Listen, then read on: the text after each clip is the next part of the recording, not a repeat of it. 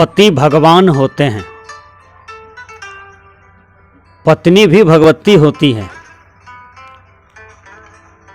एक का रूप भगवान का है और दूसरे का रूप भगवती का है। पति पत्नी दोनों के सहयोग से परिवार बनते हैं। पुत्र का जन्म होता है, पुत्री का जन्म होता है। आगे प्रवृत्ति पीढ़ी बढ़ते हैं।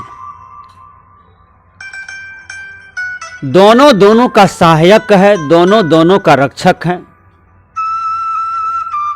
परिवार में यदि कोई विपत्ति आ जाए तो दोनों मिलकर के समाधान करें सामंजस्य पूर्वक, वह परिवार आगे बढ़ता है।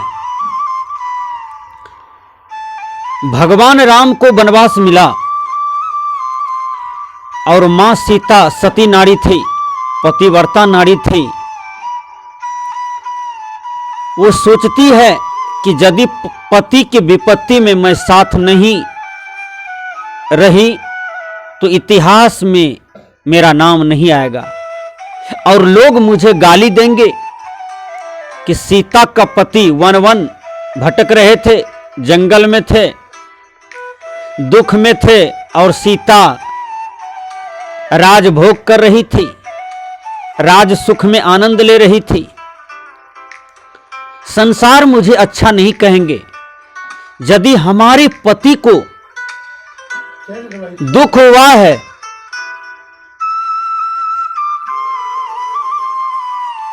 तो मैं उनके दुख में साथी बन जाता हूं। सीता मन ही मन सोचती है और दशरथ से जाकर के निवेदन करती है कि मुझे भी आज्ञा दिया जाए, क्योंकि मैं पति के बिना जीवित नहीं रह सकती। जैसे मछली जल के बिना तड़प करके मर जाती है, वही दुर्दशा मेरा हो जाएगा। इसलिए मेरे ससुर, आप पूजनीय हैं, आप वंदनीय हैं, आप मुझे आज्ञा दीजिए, क्योंकि मैं पति का भक्ति करती हूं और पति ही मेरे जीवन के सब कुछ हैं। दशरथ और तड़पने लगे। भाई लक्ष्मण को पता चला, लक्ष्मण और राम में बहुत प्रेम था।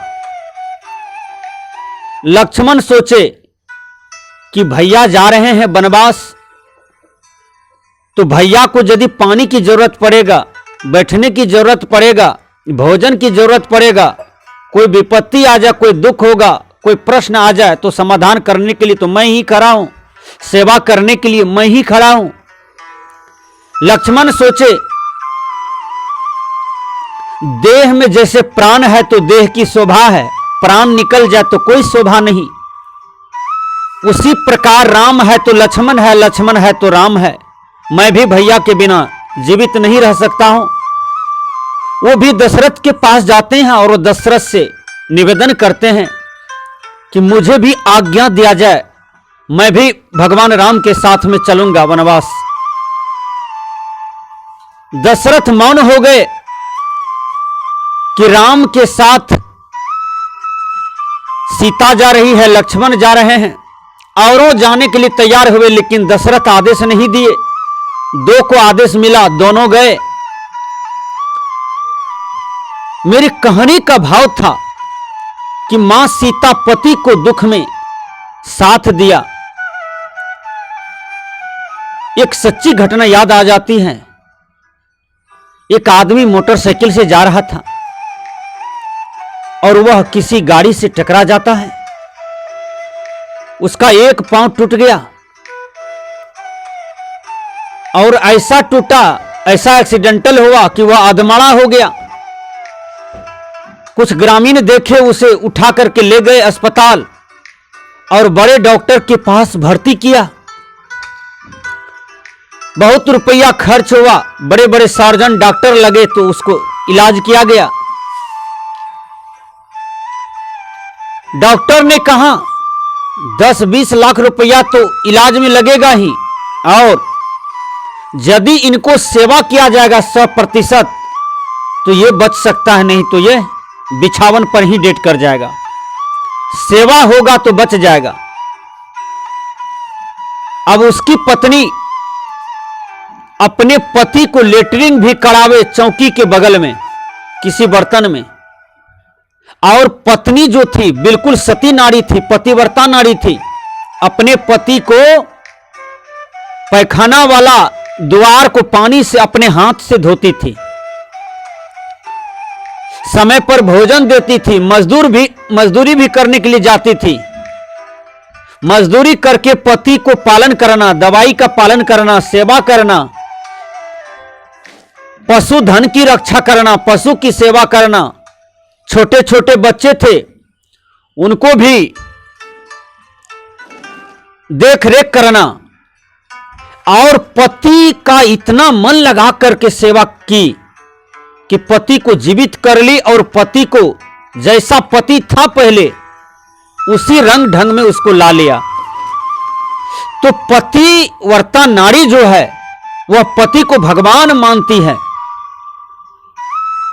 पति के कपड़ा फीसती है, पति का बिस्तर साफ करती है, पति का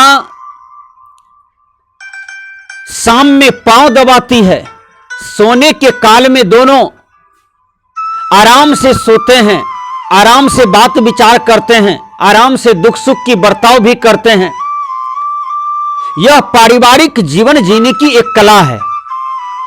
पति पत्नी में कलह नहीं होना चाहिए, पति पत्नी में मनमुटाव, रुस्साफुली नहीं होना चाहिए, हमेशा प्रेम का जीवन होना चाहिए।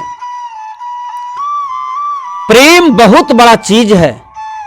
जिस परिवार में प्रेम है, जिस पति पत्नी में प्रेम है, समझो वह राम है, सीता है, कृष्ण है, रुक्मिणी है, सावित्री है, सतवान है। झूठा पति पत्नी न बने। हम किसी पत्नी का पति हैं और दूसरे औरत से प्यार करने लगते हैं, प्रेम करने लगते हैं, हम कैसा पति हैं? छोटे छोटे बच्चा है,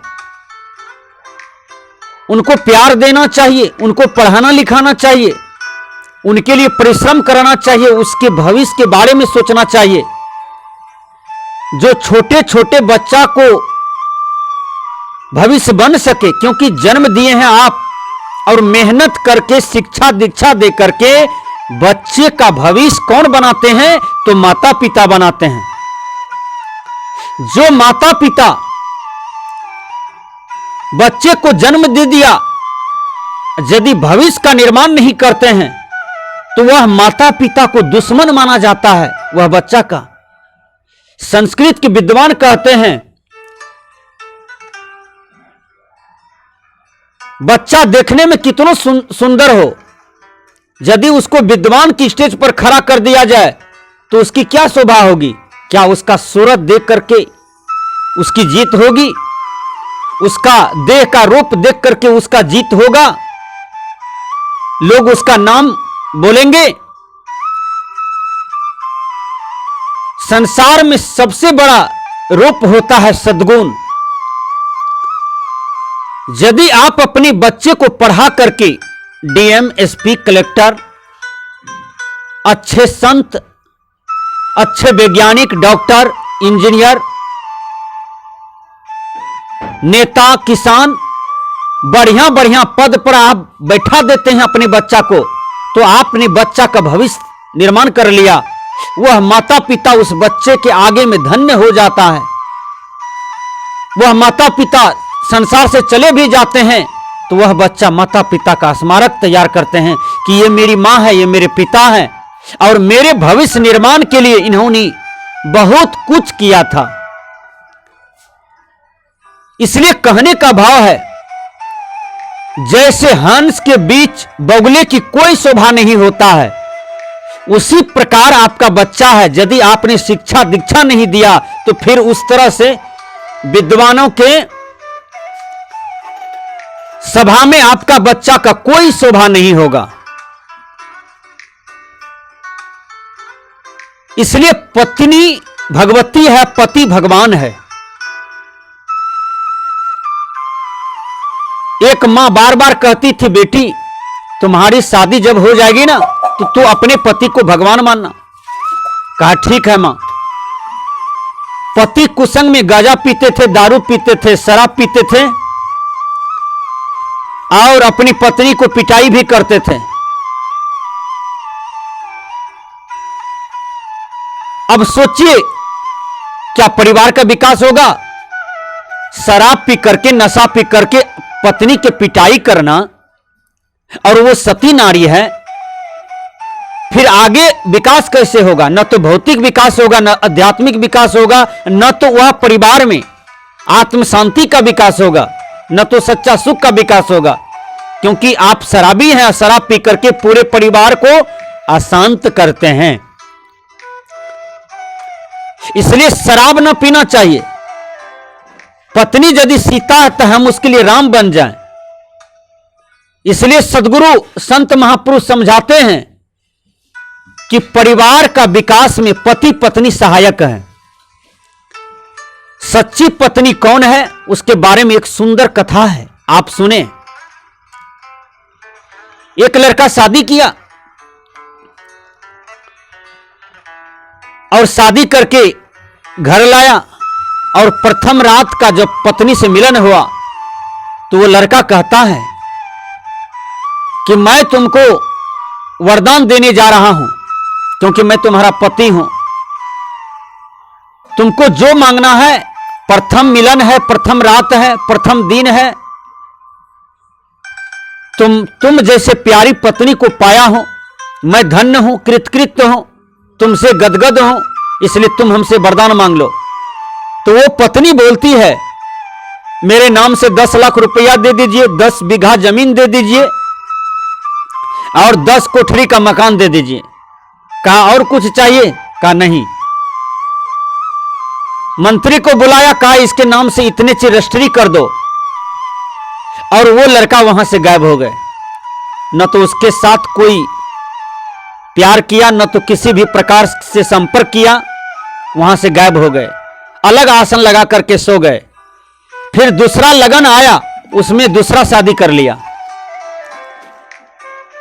प्रथम रात था, प्रथम मिलन था। वह दूसरी पत्नी से बोलते हैं कि तुमको मैं वरदान देने के लिए जा रहा हूं, तुमको जो मांगना है मांग लो। का सुनते हैं आपका प्रथम शादी हुआ है और इसी घर में वह पत्नी भी है? कहा है तो। कहा उसको क्या सब दिए हैं? कहा उनको दिए हैं 10 बीघा जमीन, 10 लाख रुपया, 10 कोठली का मकान। कहा हमको दुन्ना कर दीजिए, हम उनसे कम नहीं रहेंगे। मंत्री को बुलाया और उसको रजिस्ट्री कर दिया। फिर तीसरा लगन आया तो तीसरा शादी किया। वह पत्नी को भी बुलाया। प्रथम रात था, प्रथम मिलन था, प्रथम दिवस था, दोनों का प्रेम प्रसंग था, प्यार था। और अपनी पत्नी से कहते हैं देखो हमको कोई चीज की कमी नहीं है, तुमको जो मांगना है हमसे वरदान मांग लो। तो वो कहती है वो दोनों को क्या दिए हैं? तो लड़का बताया। और वो लड़की कहती है हे पतिदेव, मेरे लिए मकान, धन, रुपया आपके सामने में जीरो है। हमको कुछ नहीं चाहिए, बस आपका शरीर चाहिए और आपकी आत्मा चाहिए, आपका जीवन चाहिए। ये पूरे जीवन सहित हमको आप दे दीजिए, हमको यही चाहिए, हमको आपसे प्रेम चाहिए।